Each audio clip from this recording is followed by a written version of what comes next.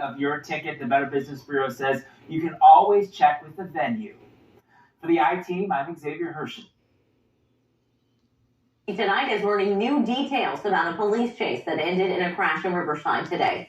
This happened at the intersection of Spinning Road and Oakdale Avenue. Now, Dayton police say officers tried to stop a car with new license plate, and that's when they say the driver sped off. Police later found the vehicle after it hit another car and a tree. That man was taken to the hospital with minor injuries. We're working to learn if he's facing any charges. And students at Ohio State University gathered for a vigil Monday to remember a classmate who died over spring break. 19-year-old Henry Mika fell from a balcony while in Mexico after he tried to reach for an item someone dropped. The university is offering students and employees counseling to help them cope with the loss. And we talked with Dayton Congressman Mike Turner about First Lady Jill Biden's visit to the Miami Valley tomorrow. Turner says this will be good for morale. Biden will spend her time at Wright-Patterson Air Force Base. Now tomorrow, meeting with military members and their families. It's part of the Joining Forces program.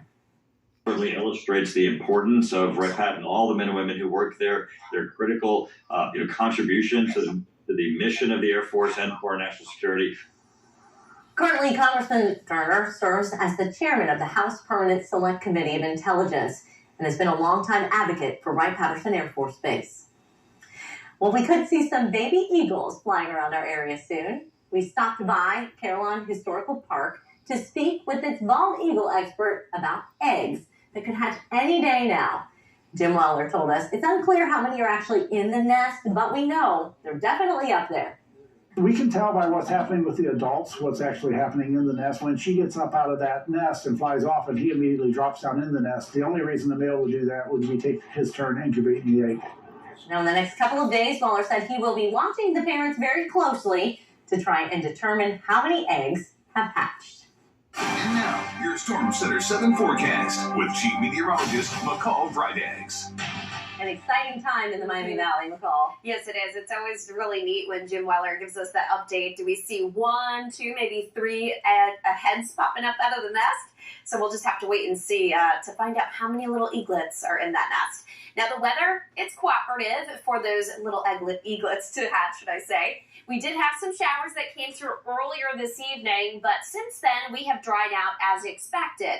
Here's what I'm expecting as we move into the second half of this week. A couple of stray showers may return tomorrow afternoon. It's not going to be a widespread heavy rain. It'll be like today where some of us have wet weather while others just those cloudy to mostly cloudy skies. Moving toward the end of the week, rain and thunderstorms expected on Friday.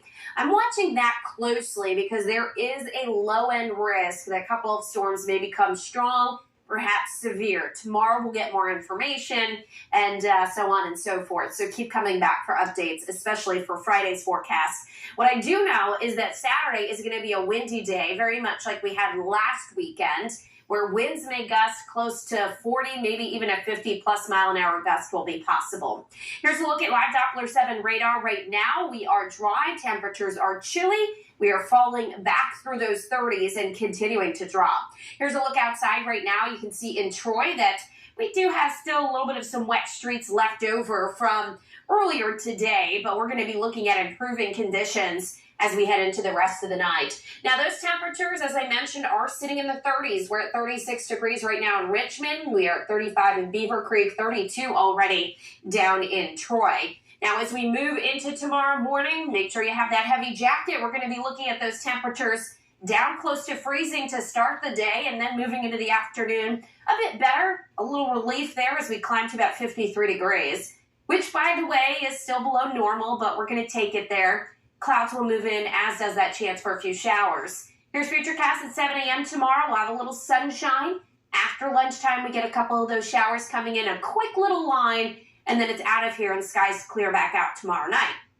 Other than that possibility of a chance shower for Wednesday, will be dry, mainly dry right on through Thursday. Friday, though, that's that wet and stormy day for us, and we could see a bit of that before the sun comes up Friday morning. There's 6:30 a.m. We'll get this batch of showers, perhaps a few rumbles of thunder during that Friday morning drive.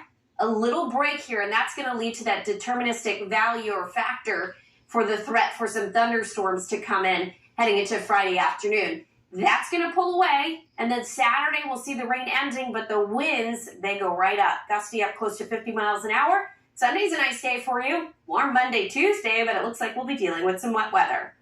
All right, McCall, thank you. Well, social media, it's a big part of our lives these days.